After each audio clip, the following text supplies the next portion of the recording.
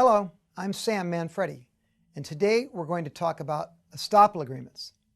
Many of you are going, I've heard the term, I'm just not sure what it is.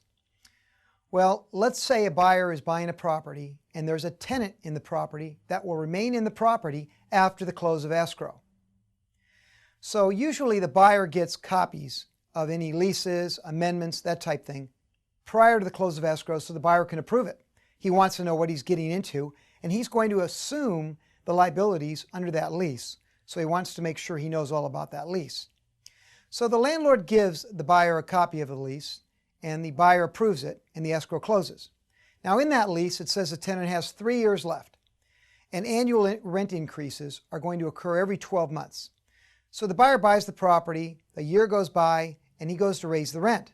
The tenant then calls the buyer, the new landlord, and says, hey, I had an agreement with the old landlord, the seller of the property, that my rent would stay flat for the last 3 years of the lease.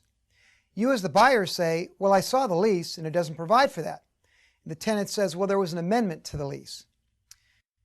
Well, at that point as a buyer, you're kind of surprised. So you say to the tenant, I never saw that amendment. And the tenant provides it to you. Now you've got a problem. Now you might have a cause of action against the seller for not providing that document, but that doesn't help you with your tenant. So now you're in a situation that you're either going to have to proceed against the seller or you're going to have to try to work something out with your tenant.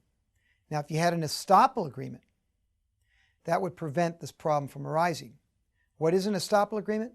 It's simple, folks. It's a one-page document that asks the tenant some questions, such as, is this the correct copy of your lease? Has there been any amendments or modifications to the lease? Is this the correct rent? What's your security deposit? Are there any options? When does the lease terminate? And the tenant signs the estoppel agreement. Now after the close of escrow, if the tenant comes back and tries to raise issues and they're covered in the estoppel agreement prevails. So you need an estoppel agreement to protect yourself as a buyer. So make sure you get one. Now, many times, the buyer doesn't know about estoppel agreements because they're not sophisticated enough. The agent should know. So the estoppel agreement not only protects the buyer, but it protects the agent. So again, it's not what you know, it's what you don't know. I hope you learned something today. I hope you all now know what an estoppel agreement is, and you'll always use them. Thank you very much, and we will see you soon.